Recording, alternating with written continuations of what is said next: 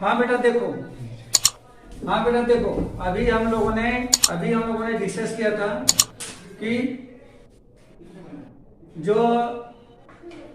Fleming का left hand rule है उसमें मैंने बताया था, अगर क्लियर नहीं हुआ होगा तो मैं 1 मिनट बस क्लियर करता हूं उसको, कि अपने लेफ्ट हैंड के 3 फिंगर्स को हम लोग इस तरह से स्ट्रेच करेंगे कि इसका जो 4 फिंगर है वह मैग्नेटिक फील्ड के डायरेक्शन में रहे, मिडिल फिंगर है वह करंट के डायरेक्शन में रहे, तो हमारा जो थंब का डायरेक्शन होगा वही डायरेक्शन मोशन का या फोर्स का डायरेक्शन होगा। ये अभी हमने डिस्कस किया था किसमें, फ्लेमिंग के लेफ्ट हैंड रूल में। अब हम लोग डिस्कस करने जा रहे हैं कि motion in a magnetic field, अगर कोई चार्ज पार्टिकल किसी मैग्नेटिक फील्ड में मोशन करता है तो कितने तरीके के केसेज एराइज हो सकती है, ये हम लोग डिस्कस करने जा रहे हैं। तो यहाँ पे लिखते हैं motion in a magnetic field, motion of A charge in magnetic field,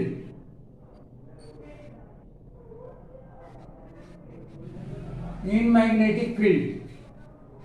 तो इसमें अलग अलग हमें 3 केस देखने को मिलेगा, मतलब 3 केस को हम लोगों को स्टडी यहाँ पे करना है। तो सबसे पहली केस, अच्छा एक चीज आप लोग ध्यान रखो कि जब कोई चार्ज किसी मैग्नेटिक फील्ड में मूव करता है तो उस पर लगने वाला फोर्स कितना होता है। ऑलरेडी फर्स्ट लेक्चर में ही हम लोगों ने ये डिस्कस कर लिया था और मैंने बताया था कि फोर्स जो लगता है वो कितना लगता है, तो Q B we sine theta के बराबर लगता है। ये लगता है Q B we sine theta के बराबर उस पर फोर्स लगता है बेटा। ये हम लोगों ने डिस्कस कर लिया था कि कोई भी चार्ज पार्टिकल जब किसी मैग्नेटिक फील्ड में मूव करता है तो उस पर लगने वाला force Q B we sine theta होता है। क्यू क्या है, वह चार्ज पार्टिकल का चार्ज है, वी क्या है, मैग्नेटिक फील्ड है, वी क्या है, वह उसका वेलोसिटी है चार्ज का, और थीटा क्या है, तो थीटा उस डायरेक्शन और मैग्नेटिक फील्ड, मतलब जिस डायरेक्शन में चार्ज मूव करता है और मैग्नेटिक फील्ड के बीच का ये एंगल है। ठीक है बेटा, तो ये फोर्स है। अब हम लोगों को यहाँ पे देखना है कि पहले केस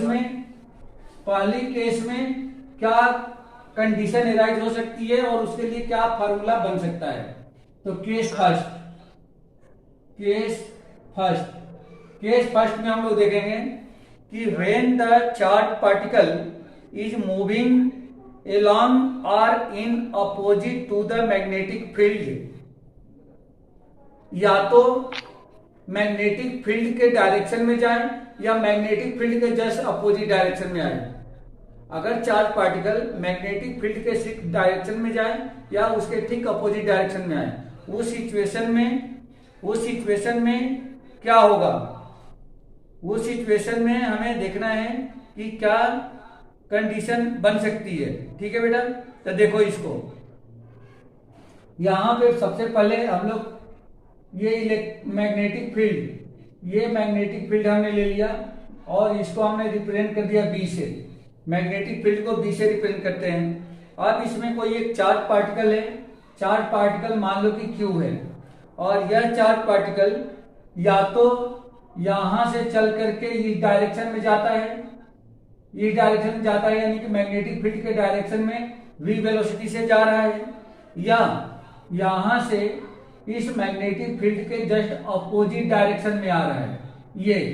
तो देखो बेटा, अगर सेम डायरेक्शन में जाएगा, अगर सेम डायरेक्शन में जाता है तो उस सिचुएशन में थीटा इक्वल टू 0 डिग्री होगा। अगर सेम डायरेक्शन में जाता है तो थीटा इक्वल टू 0 डिग्री होगा, और अगर अपोजिट डायरेक्शन में आता है तो थीटा इक्वल टू 180 डिग्री होगा। ये बात क्लियर हो रही है क्या बेटा, ये बात क्लियर हो रही है क्या। अगर मैग्नेटिक फील्ड के डायरेक्शन में जाए तो 0 डिग्री, और मैग्नेटिक फील्ड के जस्ट अपोजिट डायरेक्शन में अगर मूव करे तो 180 डिग्री। ये दो सिचुएशन यहाँ पे बन सकती है। तो यहाँ पे हम लोग लिख सकते हैं if charge particle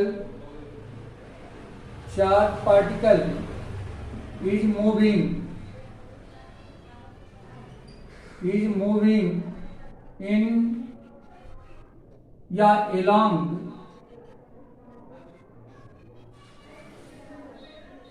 to the magnetic field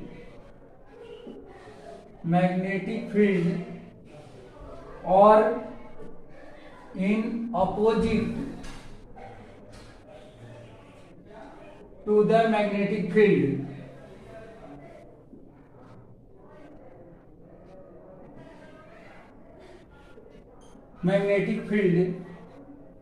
Then theta will be कितना हो जाएगा 0 डिग्री और 180 डिग्री। दैट इज हम लोग लिख सकते हैं थीटा इक्वल टू 0 डिग्री और 180 डिग्री। ये हो जाएगा बेटा। तो उस सिचुएशन में अब हम लोग निकालें कि मैग्नेटिक फोर्स उस पर कुल कितना लगेगा। Therefore force on charge particle कितना हो जाएगा बेटा, जल्दी से बता दो। तो अभी हम लोग देखा था कि F equal to Q B we sine theta होता है। अगर थीटा इसमें हम लोग 0 डिग्री लेते हैं तब ये हो जाएगा क्यू बी वी इंटू में साइन 0 डिग्री। साइन 0 होता है तो ये पूरा हो गया 0 डिग्री। Force equal to 0। कहने का मतलब ये हो गया कि यदि charge particle along the magnetic field जा रहा है, मतलब यदि मैग्नेटिक फील्ड के डायरेक्शन में यदि मूव करता है तो उस सिचुएशन में उस पर लगने वाला फोर्स 0 होगा। कहने का मतलब कि उस पर कोई भी फोर्स नहीं लगेगा। क्लियर हो गया बेटा? ये बात क्लियर हो गई क्या आप लोगों को? क्लियर हो गई? Okay sir. हाँ बेटा बोलो फिर से समझा दो सर। हैं? सर वापस समझा दो। ओके, वापस मैं समझा रहा हूँ इसको, वापस मैं रिपीट कर रहा हूँ। देखो यहाँ पे मैग्नेटिक फील्ड का डायरेक्शन मैंने ये बनाया है। मैग्नेटिक फील्ड का डायरेक्शन मैंने ये बनाया है। ये मैग्नेटिक फील्ड का डायरेक्शन है, ये मैग्नेटिक फील्ड का डायरेक्शन है। और यहाँ पे मैंने एक चार्ज पार्टिकल लिया Q। ये चार्ज पार्टिकल v वेलोसिटी से ई डायरेक्शन में, यानी कि जिधर मैग्नेटिक फील्ड है उसी डायरेक्शन में मूव करता है, उसी डायरेक्शन में मूव कर रहा है। तो क्या बेटा थीटा 0 डिग्री होगा या नहीं होगा? बोलो, थीटा 0 डिग्री होगा सर। ठीक है। और अगर यही चार्ज पार्टिकल अगर मैग्नेटिक फील्ड के जस्ट अपोजिट डायरेक्शन में मूव करता है, मतलब इस डायरेक्शन में अगर आता है, तो क्या थीटा 180 डिग्री होगा? क्या थीटा 180 डिग्री होगा? Yes sir. ठीक है। अगर 180 डिग्री होता है और यहाँ पे 0 डिग्री होता है, तो ऑलरेडी हम जानते हैं कि जब भी कोई चार्ज पार्टिकल किसी मैग्नेटिक फील्ड में मूव करता है तो उस चार्ज पार्टिकल पर लगने वाला force F equal to Q B we sine theta के इक्वल होता है। ये ऑलरेडी ये एक्सप्रेशन हम लोग फर्स्ट लेक्चर में ही पढ़ चुके हैं। ये एक्सप्रेशन फर्स्ट लेक्चर में ही हम लोग पढ़ चुके हैं। लगने वाला फोर्स किसी चार्ज पार्टिकल पे जो किसी मैग्नेटिक फील्ड में मूव करता है तो उस पे लगने वाला force Q B we sine theta के इक्वल होता है। अगर वह चार्ज पार्टिकल मैग्नेटिक फील्ड के डायरेक्शन में जा रहा है जहां पे थीटा इक्वल टू 0 डिग्री है, तो उस सिचुएशन में अगर इसमें थीटा इक्वल टू 0 डिग्री यहाँ पे रख दूं तो ये साइन 0 हो जाएगा क्यू बी वी इंटू में साइन 0। साइन 0 की वैल्यू क्या होती है बेटा? 0। तो 0 इंटू क्यू बी वी, क्या 0 मिलेगा क्या हमें? बोलो बेटा 0 मिलेगा क्या? यहाँ पे हाँ साइन 0 इक्वल टू 0 ये हमने ले लिया। अब दूसरी कंडीशन है कि साइन ये थीटा यदि 180 होता है, इफ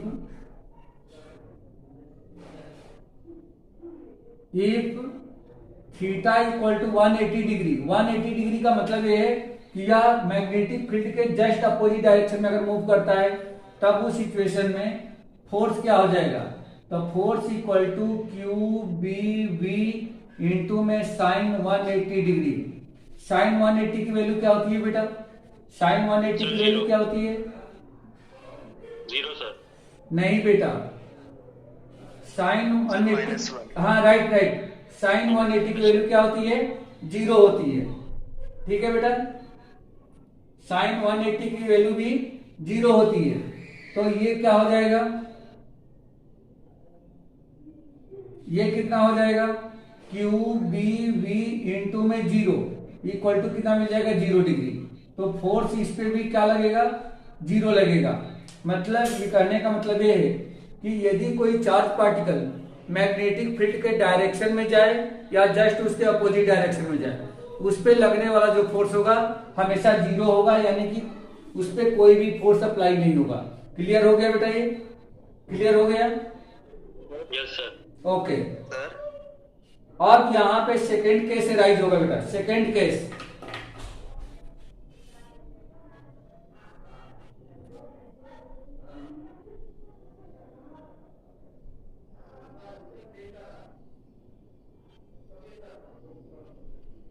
एक सेकेंड बेटा।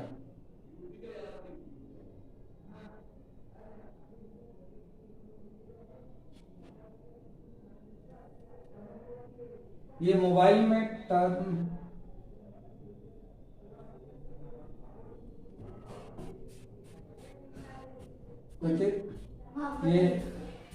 ये ऐसा टर्न क्यों नहीं हो रहा है, ये ऐसा टर्न क्यों नहीं आ रहा? अच्छा, यहाँ से उसका आ गया, बस उसको ऑटो रोटेट कर दीजिए, हो जाएगा काम। ठीक है बेटा। अब हम लोगों को देखना है सेकेंड केस क्या है। तो सेकेंड केस इसकी स्टडी करते हैं अब हम लोग।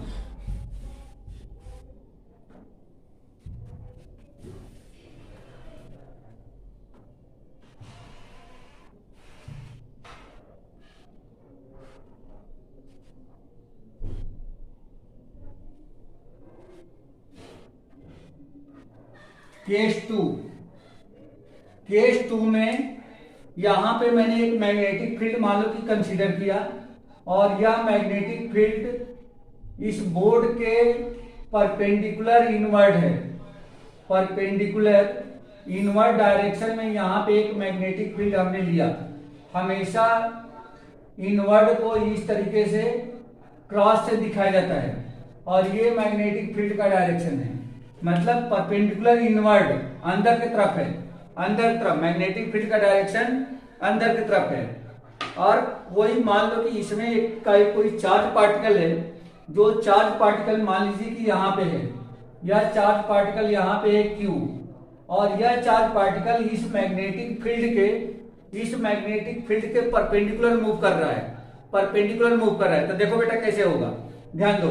जैसे मान लो कि ये मैग्नेटिक फील्ड का डायरेक्शन है, ये रेड वाला मार्कर जो है मैग्नेटिक फील्ड के डायरेक्शन में है, और यहाँ पे कोई चार्ज पार्टिकल है, चार्ज पार्टिकल इसके परपेंडिकुलर मूव करना चाहिए। तो परपेंडिकुलर तो ऐसे मूव करेगा बेटा, ये ऐसे ही मूव करेगा ना, ये ऐसे मूव करेगा, जो हमेशा इसके परपेंडिकुलर हो। समझ बात आ रही है क्या? ये ऐसा मूव करेगा इस तरीके से। तो ये चार्ज पार्टिकल अगर इसके अलोंग मूव करता है, तो उस सिचुएशन में क्या होगा, उस सिचुएशन में अगर हम देखें तो यहां से यह इस तरीके से मूव करेगा ऐसे।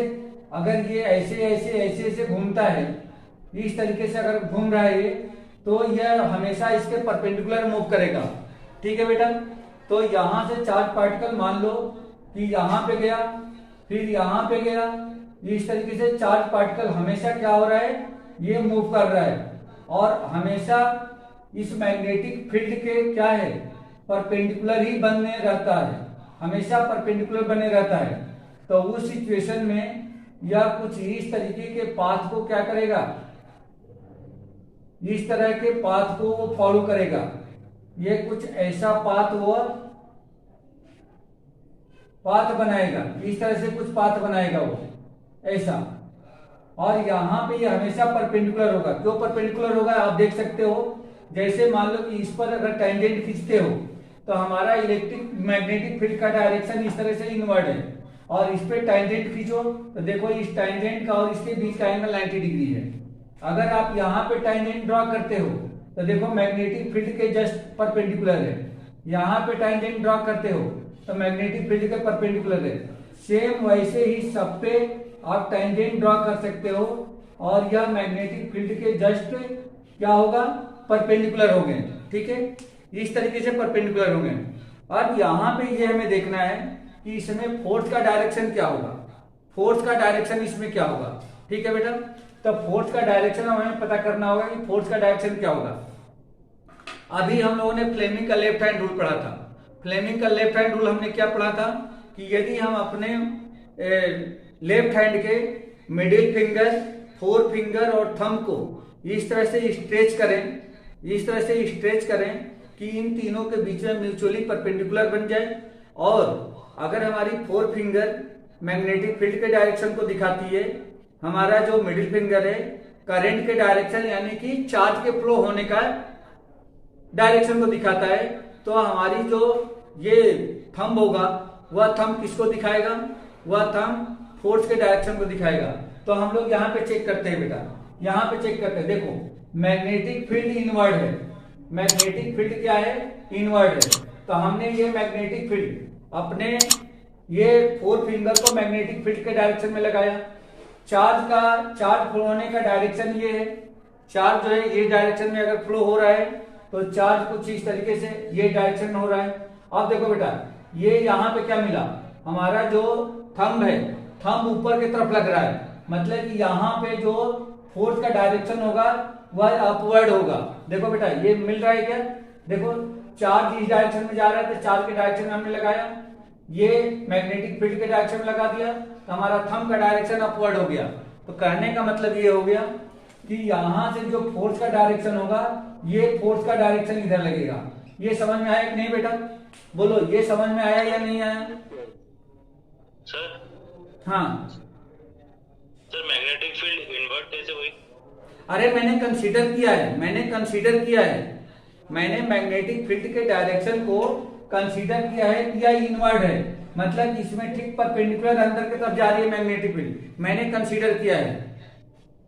ओके सर, ठीक है। यस और सर हाँ बोलो सर। बेटा। सर जो रोटेशन है वो क्लॉकवाइज भी हो सकती है ना सर? वो तो डिपेंड करेगा ना कि चार्ज को आप किधर ले जा रहे हो, वो तो आपके हाथ में है कि चार्ज को, मैंने चार्ज का मोशन मैंने इस डायरेक्शन में लिया है, अब चार्ज का मोशन आप इस डायरेक्शन में लोगे तो उल्टा हो जाएगा आपका, ये क्या होगा, अब ये चार्ज का डायरेक्शन, अब इसको चार्ज के डायरेक्शन में करोगे तो ये कुछ ऐसा हो जाएगा, देखो कुछ ऐसा हो जाएगा, कुछ ऐसा हो जाएगा। देखो बेटा ये चार्ज का डायरेक्शन ये था तो अभी मैंने ये लिया, अब चार्ज का डायरेक्शन अगर इधर है तो देखो ये ऐसा हो जाएगा, देखो ये चार्ज के डायरेक्शन में गया, ये किस में गया, ये मैग्नेटिक फील्ड के डायरेक्शन में गया, तो फोर्स का डायरेक्शन डाउनवर्ड हो जाएगा, डाउनवर्ड। तो देखो यहाँ पे आएगा ना बेटा, यहाँ पे आएगा, देखो यहाँ पे चेक करो, यहाँ पे देखो ये यहाँ पे गया तो ऊपर हो गया। अब यहाँ पे चेक करो बेटा, यहाँ पे देखो, यहाँ पे मैग्नेटिक फील्ड का डायरेक्शन इनवर्ड, तो ये इनवर्ड में किया, ये चार्ज का डायरेक्शन ये तो चार्ज के डायरेक्शन में कर दिया, तो देखो ये थंब का डायरेक्शन इधर बता रहा है, मतलब यहाँ पे जो फोर्स का डायरेक्शन होगा ये होगा। अब इस पॉइंट पे जाओ बेटा, तो इस पॉइंट पे देखो ये चार्ज जो है ऊपर जा रहा है, तो हमने इसको ये लगाया अपने मिडिल फिंगर को करंट के डायरेक्शन यानी कि चार्ज के डायरेक्शन में किया ऊपर, तो देखो ये थंब का डायरेक्शन इधर आ गया, मतलब ये यहां से इधर आ गया। अब इस पॉइंट पे जाओ बेटा, इस पॉइंट पे जाओ, अपने मिडिल फिंगर को मैंने ये लगाया और चार्ज मतलब कि हमने करंट के डायरेक्शन ये इस साइड है, तो उस साइड में हमने करंट के डायरेक्शन में कर दिया मिडिल फिंगर को। देखो हमारी फोर जो थंब है वो नीचे की तरफ आ रहा है, मतलब कि यहां से ये फोर्स का डायरेक्शन इधर लगेगा। अब इस पॉइंट पे रहो, इस पॉइंट पर देखो ये हमने लगाया, ये हमने चार्ज के डायरेक्शन में किया, हमारा थंब का डायरेक्शन इस तरफ आ गया, मतलब यहाँ पे फोर्स ये लग रहा है, यहाँ पे फोर्स ये लगेगा, यहाँ पे फोर्स ये लगेगा। ये समझ में आ गया बेटा, ये समझ में आ गया क्या? ठीक है, तो ये समझ में आ गया। इसका मतलब ये हो गया कि उस चार्ज पार्टिकल पे एक अंदर की तरफ फोर्स लग रहा है। तो जब कभी भी किसी भी पार्टिकल पे जब अंदर की तरफ फोर्स लगने लगे तो वह हमेशा एक क्या करता है, एक रोटेशनल मोशन करता है, एक सर्कुलर मोशन करता है। तो यहाँ पे भी क्या कर रहा है, ये चार्ज पार्टिकल एक सर्कुलर मोशन कर रहा है, एक सर्कुलर मोशन कर रहा है, और इस पर एक अंदर की तरफ ये फोर्स लगा हुआ है। जिसको हम लोग क्या कौन सा फोर्स बोल सकते हैं, सेंट्रीपिटल फोर्स। जब तक सेंट्रीपिटल फोर्स नहीं लगेगा तब तक वह सर्कुलर मोशन कर ही नहीं सकता है। क्लियर हो गया बेटा? Yes sir. ठीक है, तो जब आपने यहां पे देख लिया कि इसका चार्ज का हमेशा जो टेंडेंसी है वो उसके फोर्स का टेंडेंसी हमेशा इनवर्ड है, देखो ये इनवर्ड इधर से इनवर्ड हमेशा इनवर्ड है, और उसका जो मोशन है हमेशा मैग्नेटिक फील्ड के परपेंडिकुलर है। तो इस तरह से एक सर्कुलर पाथ पे ये मूव कर रहा है, और यहाँ पे फोर्स ऑन द चार्ज, तो फोर्स अगर हम निकालें तो यहाँ पे थीटा कितना है, ये थीटा इक्वल टू 90 डिग्री है यहाँ पे। तो फोर्स क्या हो जाएगा, if theta equal to 90 degree then force on charge particle F equal to कितना होगा बेटा, क्यू बी वी इंटू में साइन 90 डिग्री, ये होगा क्या बेटा, ये हो जाएगा। अब क्या होगा, क्यू बी वी और साइन 90 की वैल्यू कितनी होती है, साइन 90 इक्वल टू 1, तो यहाँ पे इंटू में 1 equal to Q B v, ये मिल गया बेटा हमें फोर्स, ये हमें फोर्स मिल गया इस पे। ठीक है, कि इस चार्ज पार्टिकल पे लगने वाला फोर्स कितना होगा, F equal to Q B we.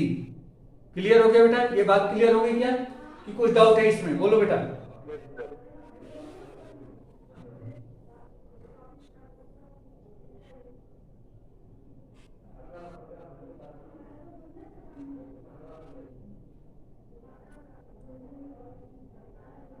हाँ बोलो बेटा, ये क्लियर होगी बात, ये समझ आ गया क्या? Sir okay yes sir. Okay.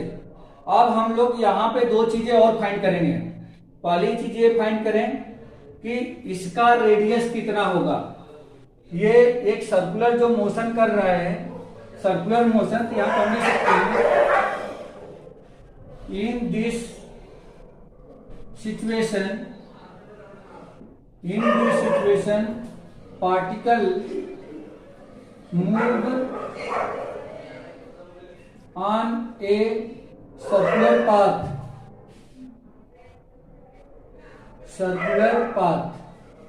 अब इसका हम लोगों को रेडियस फाइंड करना है कि इस पाथ का जो सर्कुलर पाथ है इसकी रेडियस कितनी होगी।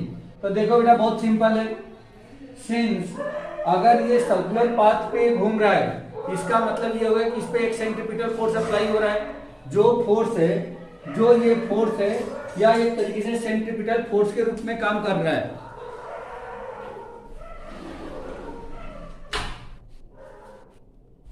या एक सेंट्रीपिटल फोर्स के रूप में काम कर रहा है।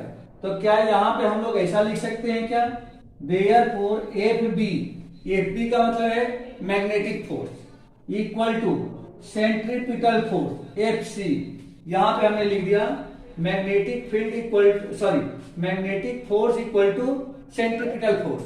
अब बताओ बेटा, अगर इस, हाँ बेटा कुछ बोल रहे हो? यस सर, वो साइड वाली स्क्रीन नहीं दिख रही सर। एक सेकेंड,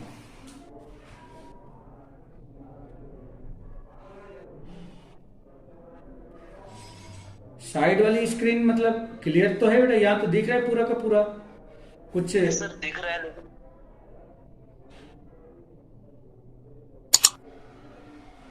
ये जो आर लिखा है वो उसकी बात कर रहे हो क्या?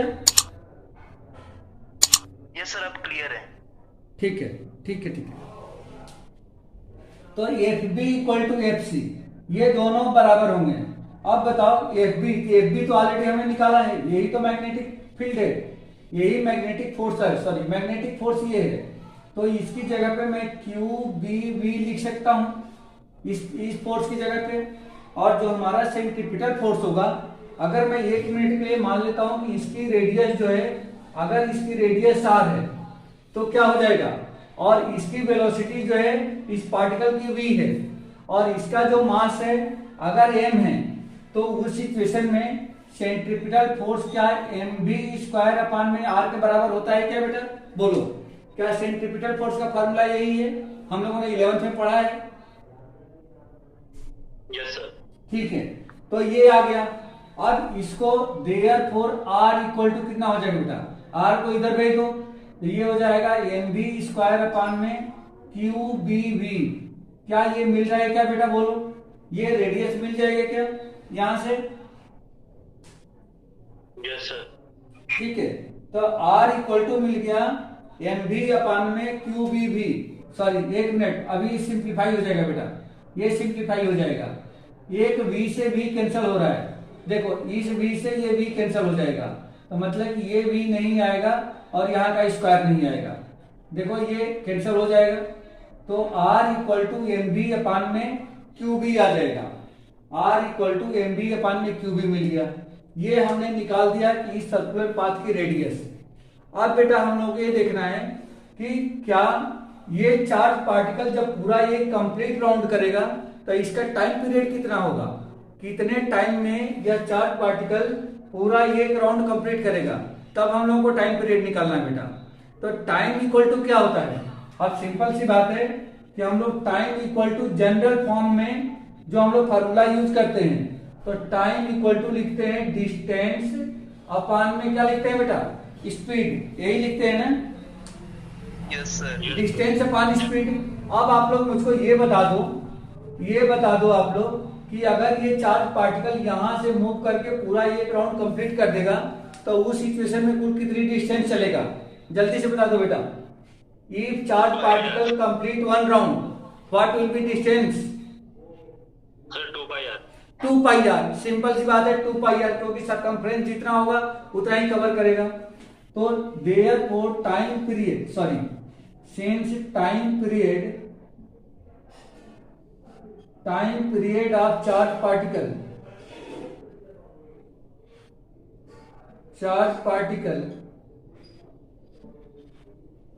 T इक्वल टू, या कैपिटल T से इसको डिनोट कर दें, तो ये हो जाएगा कितना, 2 पाई आर अपान में इसकी वेलोसिटी कितनी है, v है, तो इसकी वेलोसिटी हमने v लिख दिया।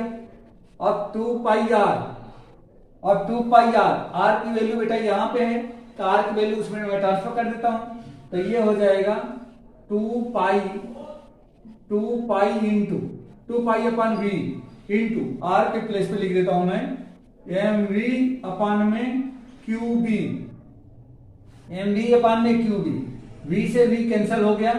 अब ये कितना बन गया, 2 पाई एम अपान में क्यू बी, और ये हमें टाइम पीरियड के बराबर मिल गया।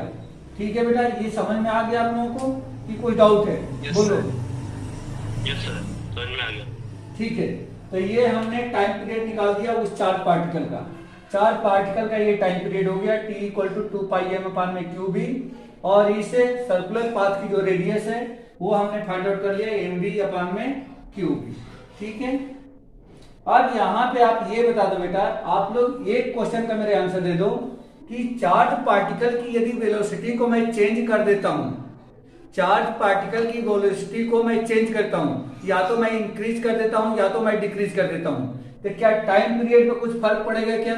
बोलो बेटा, क्या टाइम पीरियड पे कुछ फर्क पड़ेगा क्या? Yes sir. No sir. नहीं पड़ेगा बेटा। इसमें देखो, इसमें कहीं भी नहीं है, इसमें वेलोसिटी तो कहीं आया ही नहीं है। चाहे या चार्ज पार्टिकल किसी भी वेलोसिटी से किसी मैग्नेटिक फील्ड में इंटर कर जाए, अगर वह परपेंडिकुलर इंटर करता है तो 100% वह सर्कुलर पाथ पे मूव करेगा। अगर सर्कुलर पाथ पे मूव करता है तो उस सर्कुलर पाथ के लिए टोटल जितना उसका टाइम पीरियड होगा वो हमेशा बराबर ही रहेगा, चाहे वह किसी भी वेलोसिटी से इंटर करता हो। देखो, क्योंकि इसमें v कहीं नहीं आया है, इसमें v कहीं नहीं आया है। ऐसे ही छोटे छोटे क्वेश्चन आप लोगों को पूछे जाएंगे किसमें, अभी जो आपका एग्जाम जो होने वाला है ना, ये सारी चीजें उसमें बहुत माइनर चीजें पूछी जाएगी जिसपे हमारा ध्यान नहीं जाता है। ठीक है, हाँ बेटा बोलो। सर एक डाउट है सर। बोलो। सर जो हमने पिछले कॉन्सेप्ट पढ़े सर, साइन 0 और साइन 180 का, हाँ सर उसमें अगर कोई भी एंगल हुआ थीटा, तो सर हम कैसे निकालेंगे? नहीं, अभी वो तीसरा केस है, अभी वो तीसरा केस हम लोग स्टडी करने चलेंगे। ठीक है, अभी हमने 2 केस स्टडी किया, यदि थीटा 0 डिग्री हो या थीटा 90 डिग्री हो, एक केस था। दूसरा केस में परपेंडिकुलर का हमने चेक किया। और तीसरा केस वो होगा जो या तो 0 डिग्री पे नहीं है, 180 पे भी नहीं है, 90 पे भी नहीं है। अगर इन तीनों एंगल को छोड़ करके यदि किसी दूसरे एंगल से वो मूव करता है तो उस सिचुएशन में उस पर लगने वाला फोर्स कितना होगा, वो हमारा तीसरा केस है बेटा। मैंने बोला था ना 3 केस हमें स्टडी करना है इसमें।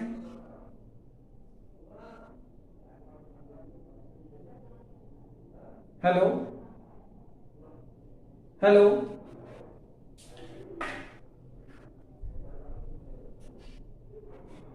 हेलो। Yes sir. हाँ, तो हमारा तीसरा केस है बेटा जो आप पूछ रहे हो ना। अब इसके बाद का उसी का नंबर है, इसके बाद उसी का नंबर है थर्ड केस का।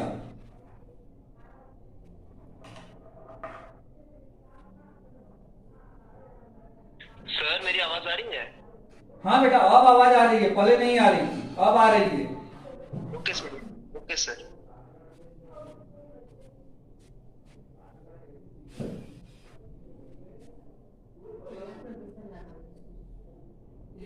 अब देखो बेटा, थर्ड केस हम लोग पढ़े। Third case,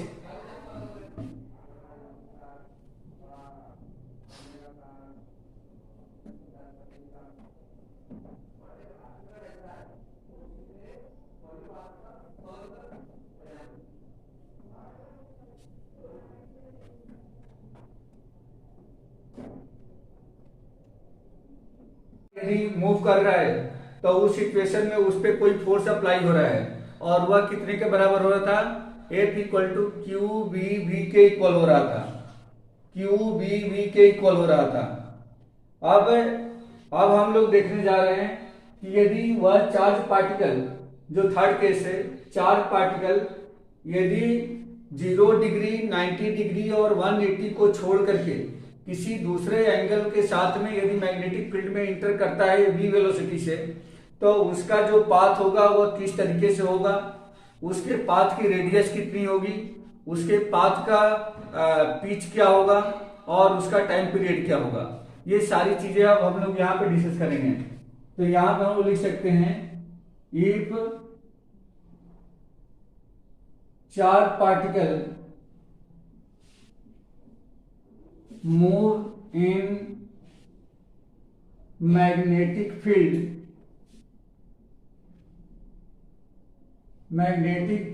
with angle theta other than 0 degree, 180 degree and 90 degree। अगर वो 0, 180 और 90 को छोड़कर किसी दूसरे एंगल से मूव करता है विथ वेलोसिटी v,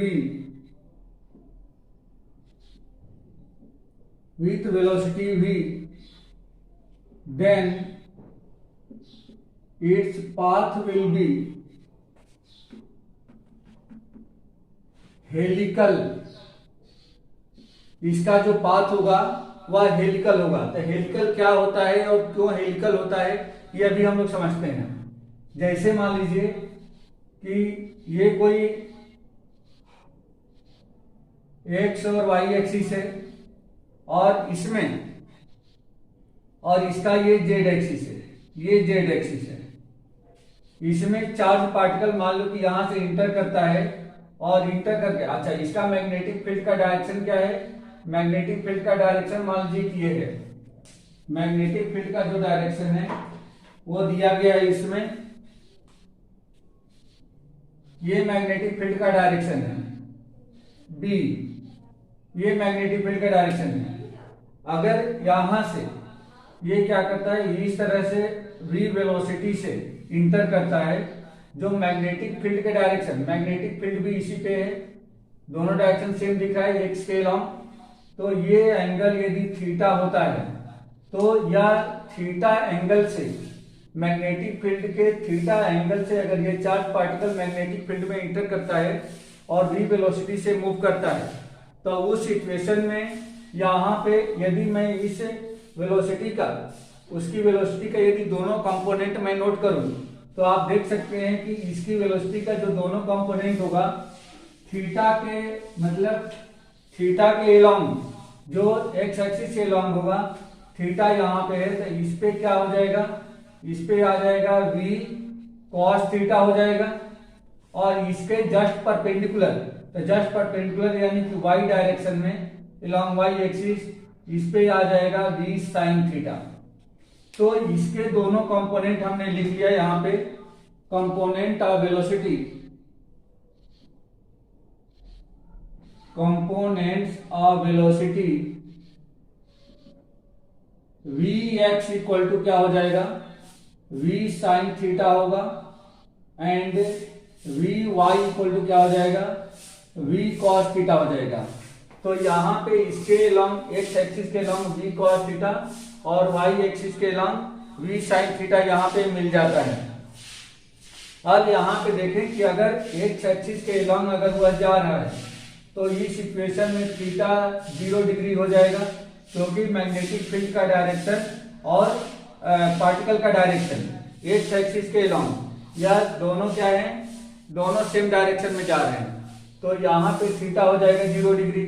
तो v एक्सिस के along due to v x, यहाँ पर हम लिख सकते हैं due to v x force will be, force इसका कितना हो जाएगा, अगर इस पे फोर्स की हम बात करें तो force equal to Q B v, और v की जगह पे क्या लिखेंगे, तो v cos थीटा, v की जगह पे क्या लिख लें, यहाँ पे v cos थीटा इंटू में साइन थीटा होता था, याद है फॉर्मूला में क्या लिखते थे, F equal to Q B we sine theta. अब इस v के प्लेस पे तो मैंने v cos थीटा लिया है, क्योंकि ये v का y एक्स एक्सिस के लॉन्ग जो कंपोनेंट है v cos थीटा है, तो ये हमने ले लिया। और थीटा की वैल्यू कितनी है इसमें, 0 डिग्री, थीटा की वैल्यू क्या है 0 डिग्री। तो यहाँ पे साइन को मैंने 0 डिग्री कर दिया, साइन 0 डिग्री, साइन 0 डिग्री 0 होता है तो ये पूरा क्या हो जाएगा, एफ ऑफ एक्स, मतलब F force along x axis, जो उस पे फोर्स लगेगा वो कितना हो जाएगा, 0 डिग्री हो जाएगा। और यही चीज अब हम लोगों को y के अलोंग करना है, and due to v y, y axis के अलोंग, तो y एक्सिस के अलोंग जो वेलोसिटी का कंपोनेंट है वह v साइन थीटा है। तो यहाँ पे हमें क्या मिलेगा, F y equal to Q B into B के प्लेस पे क्या आ जाएगा, v into sine theta into sine of, अगर ये इसके अलोंग जाता है तो यहाँ पे थीटा इक्वल टू 90 डिग्री हो जाएगा। तो इस साइन की जगह पे क्या आ जाएगा, साइन 90 डिग्री, साइन 90 की वैल्यू 1 हो जाएगी, तो क्यू बी वी इंटू में साइन थीटा आ जाएगा, ये एफ वाई, मतलब ये हो गया कि y के अलोंग, y एक्सिस के अलोंग जो इसका वेलोसिटी होगी वो क्या होगी, q B we sine theta होगी। अब एक बात क्लियर है कि जब भी फोर्स यदि 0 होता है चार्ज पार्टिकल पे, तो पहली केस में हम लोगों ने पढ़ा था कि वह लीनियर मोशन करता है, या तो मैग्नेटिक फील्ड के डायरेक्शन में मोशन करता है या तो मैग्नेटिक फील्ड के जस्ट अपोजिट डायरेक्शन में मोशन करता है। तो इसका मतलब ये हो गया कि जो यहाँ पे फोर्स 0 हो रहा है अलोंग वी एक्स, तो ये क्या हो जाएगा, यहाँ पे जो मोशन होगा वह लीनियर मोशन होगा, लीनियर मोशन होगा। मींस ये है, ये जो 50 पार्टिकल होगा एक्स एक्सिस के अलोंग इस तरीके से मूव करेगा। दूसरी चीज हमने सेकेंड केस में ये पढ़ा था कि यदि वह 90 डिग्री से इंटर करता है, 90 डिग्री से, तो उसका जो पाथ होता है वह सर्कुलर होता है। अभी हम लोगों ने सेकेंड केस में पढ़ा था। तो यहाँ पे क्या होगा, इसकी वजह से उसका जो पाथ होगा वह सर्कुलर होगा, तो आगे भी बढ़ेगा, सर्कल भी बनाएगा। तो इस तरह से यह क्या, यहाँ पे कौन सा पाथ इसको मिलेगा, तो देखो बेटा ये क्या हो रहा है, आगे भी बढ़ रहा है, मतलब इधर भी जा रहा है, एक सेकंड बेटा, एक सेकंड। तो इसका मतलब ये है कि यह इस तरफ भी जा रहा है, ऐसा भी जा रहा है, ऐसा भी जा रहा है, यह इस तरह से जा रहा है, ये इस तरह से आगे बढ़ रहा है, ये ऐसे आगे बढ़ रहा है, सर्कुलर भी हो रहा है और लीनियर भी हो रहा है, सर्कुलर और लीनियर दोनों ही डायरेक्शन में ये मूव कर रहा है। ये आगे बढ़ रहा है तो ये एक्स एक्सिस से लंब जा रहा है, जो due to F x equal to 0 से एफ एक्स इक्वल टू 0 यानी फोर्स अलॉन्ग एक्स एक्सिस। यह मैग्नेटिक फील्ड के डायरेक्शन में था इसलिए फोर्स 0 हुआ, जिसकी वजह से वह एक्स एक्सिस पर आगे बढ़ रहा है। दूसरा वाई एक्सिस के अलॉन्ग उस पे थीटा जो है 90 डिग्री था तो इस पे सर्कुलर हो रहा है, तो ये इस तरह से क्या हो रहा है, इस तरीके से आगे ये बढ़ रहा है। तो मतलब ये हो गया कि चार्ज पार्टिकल का जो पाथ होगा वह इस टाइप के कुछ शेप बनाएगा। ठीक है बेटा, और इस शेप को ही हम लोग क्या बोलते हैं, इस शेप को बोलते हैं हेलिकल। ये शेप जो है हेलिकल पाथ कहलाता है। Therefore path of charge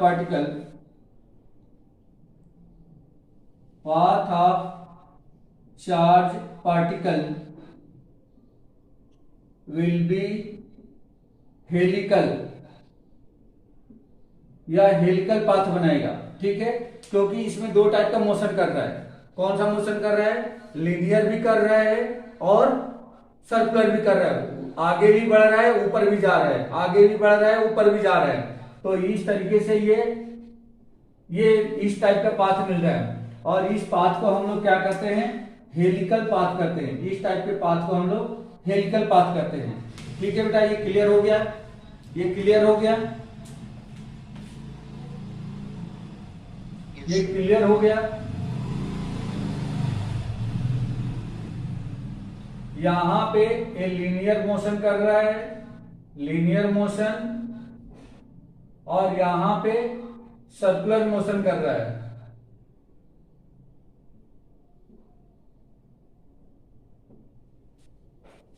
linear motion and circular motion.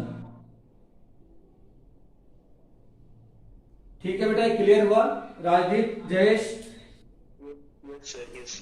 Okay, अब इसका हम लोगों को तीन चीजें निकालनी है। पहली चीज ये निकालनी है कि इसका टाइम पीरियड कितना होगा, दूसरी चीज निकालनी है इसकी रेडियस कितनी होगी, और तीसरी चीज निकालनी है इसका पिच कितना होगा। तो रेडियस क्या होती है बेटा, रेडियस की हम बात करें तो जैसे देखो ये रेडियस है, ये इसकी रेडियस है। पिच की बात करेंगे तो पिच जो है दो कंटिन्यूअस, मतलब यहां से लेकर के यहां तक, ये इसका पिच कहलाता है। पिच मतलब complete one cycle, complete one cycle, ये इसका पिच कहलाता है। और दूसरा कंप्लीट वन साइकिल का ये पिच का मतलब ये हो गया दो ना, हाँ मतलब ये यहां बनाता हूं, यहां बनाता हूं, ये पिच कहलाता है, ये पिच। तो हमें पिच फाइंड करना है, इसकी रेडियस फाइंड करनी है, और कंप्लीट वन साइकिल में इसका टोटल टाइम पीरियड कितना होता है वो भी हम लोगों को फाइंड करके बतानी है। ठीक है, तो देखो बेटा कैसे हम लोग निकालेंगे। अब यहाँ पे समझो, पहली बात यह है कि अगर यह सर्कुलर पाथ करता है तो इसका मतलब ये हो गया सर्कुलर पाथ किसके ड्यू टू कर रहा है, तो इसके y कंपोनेंट के ड्यू टू कर रहा है, y कंपोनेंट के ड्यू टू ये सर्कुलर पाथ कर रहा है। पहली बात ये हो गई। दूसरी बात की अगर वो सर्कल पे मूव करता है तो इसका मतलब ये हो गया कि उसका उस पर एक फोर्स लग रहा है, और वह फोर्स सेंट्रीपिटल फोर्स होगा। सेंट्रीपिटल फोर्स को हम लोग इस मैग्नेटिक फोर्स के इक्वल कंसीडर कर सकते हैं, यानी कि हमारा मैग्नेटिक फोर्स कितना आया है along y axis, q v B sine theta के इक्वल आया है, q v B sine theta के इक्वल आया है। तो ये हो गया। तो इसका मतलब यहां से हम लोग निकाल सकते हैं, सिंस अगर इसकी रेडियस को r मान लिया जाए तो हम लोग लिख सकते हैं फॉर सर्कुलर मोशन,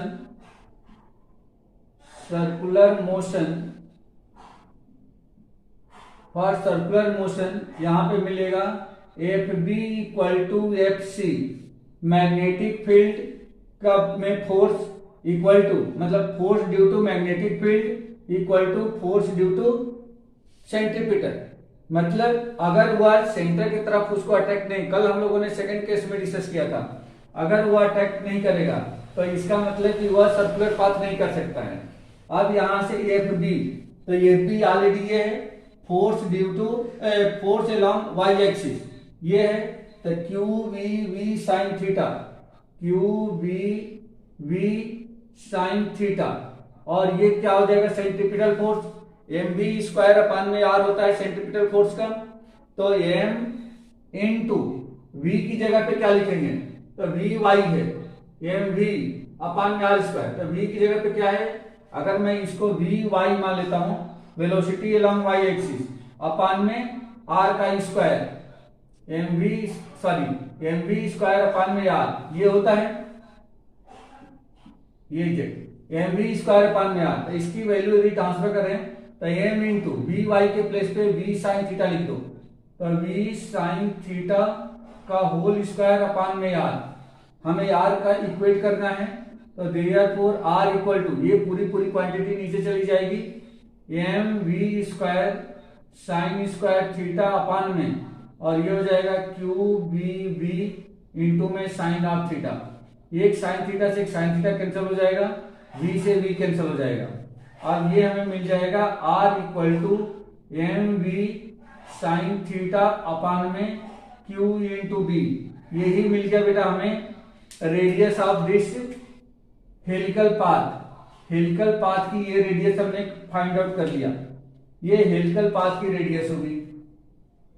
दूसरा हम लोगों को फाइंड करना है इसका टाइम पीरियड कितना होगा, तो टाइम पीरियड का मतलब क्या है, टाइम पीरियड का मतलब ये है कि डिस्टेंस अपान में स्पीड या डिस्टेंस अपान में वेलोसिटी, तो पूरा अगर एक सर्कल कंप्लीट करता है मतलब पूरा एक कंप्लीट राउंड लगाता है, उस सिचुएशन में इसका जितना पेरीमीटर होगा उतना ही चलेगा, तो पेरीमीटर इसका कितना होगा, तो 2 पाई आर के इक्वल हो जाएगा, तो सिंस टाइम पीरियड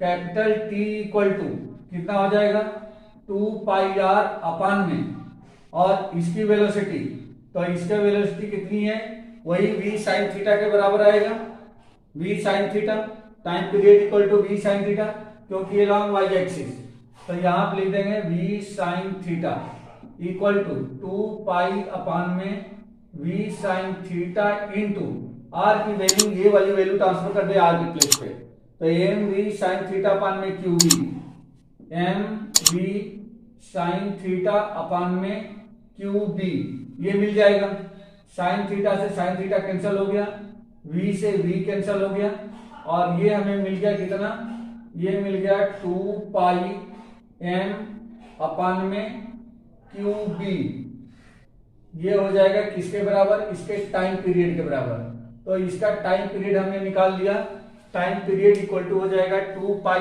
m अपान में क्यू बी, ये इसका टाइम पीरियड हो गया, ठीक है बेटा, ये इसका टाइम पीरियड हो गया। अब हम लोगों को इसका पिच देखना है, पिच इक्वल टू क्या होगा, पिच का मतलब ये जैसे ये पिच है, तो पिच का मतलब क्या होता है, डिस्टेंस, पिच का मतलब क्या होता है कि कितना डिस्टेंस कवर कर रहा है, तो ये डिस्टेंस मतलब ये कंप्लीट राउंड में, एक कंप्लीट पाथ में कुल कितना वो टाइम पीरियड सॉरी कुल कितना डिस्टेंस कवर करता है, तो पिच इक्वल टू क्या होगा, सिंस पिच इक्वल टू ये हो जाएगा velocity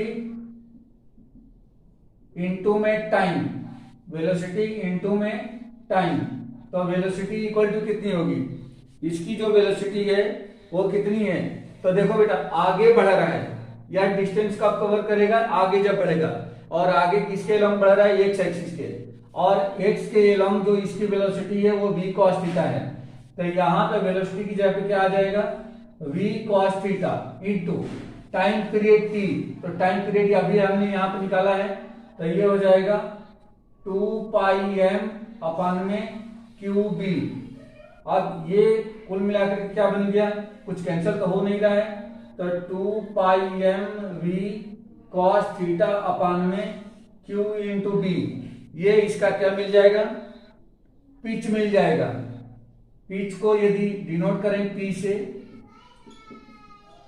pitch p equal to, तो ये आपका मिल गया p equal to 2 pi m v into cos theta upon में क्यू बी, पिच का मतलब ये है कि ये कंप्लीट सर्कल में, कंप्लीट राउंड में कुल कितनी डिस्टेंस कवर करता है।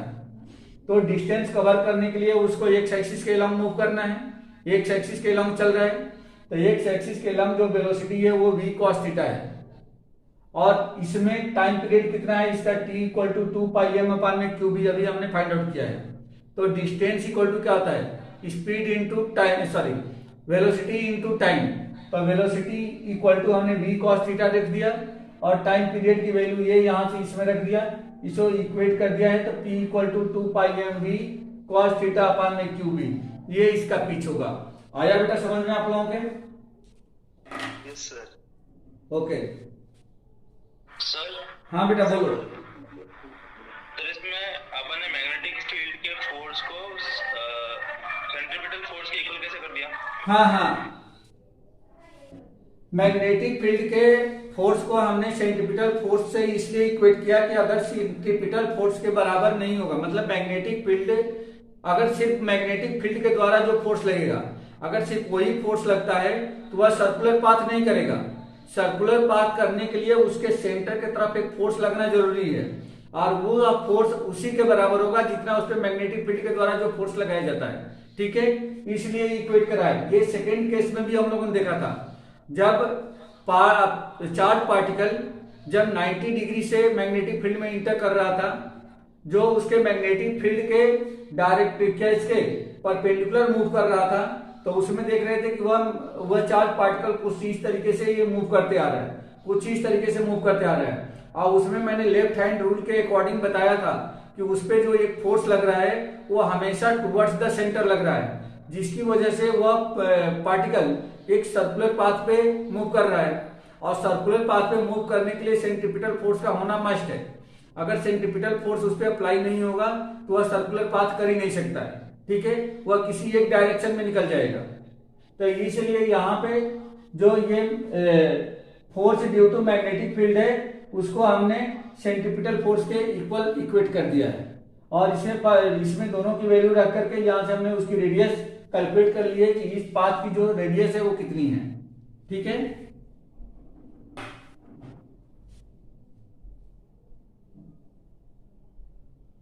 सर हाँ बेटा। सर कल की पीडीएफ सेंड कर दीजिएगा। हाँ हाँ, वो आज और कल दोनों का एक ही साथ में कर दूंगा। ठीक है, ओके सर।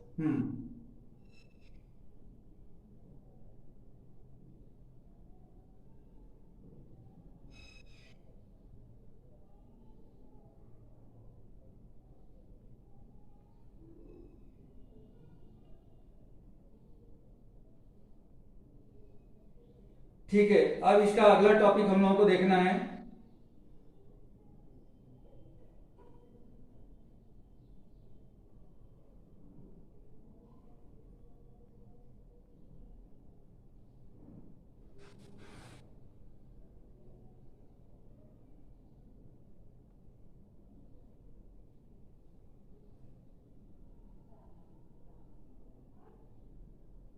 साइक्लोट्रॉन।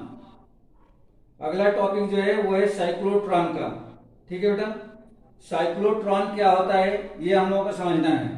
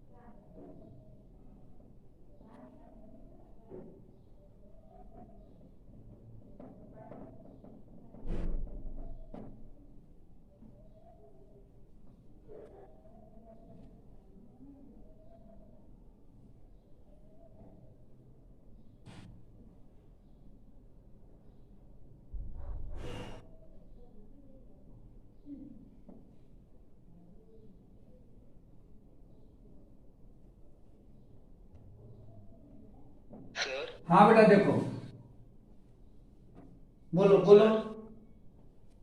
सर पिछले क्वेश्चन में सर जो हमने डेरिवेशन किया है, हाँ सर उसमें सर्कुलर के साथ में लीनियर मोशन भी तो हो रहा है सर, तो फिर हम v x plus v y करेंगे ना, मतलब F x plus F y. F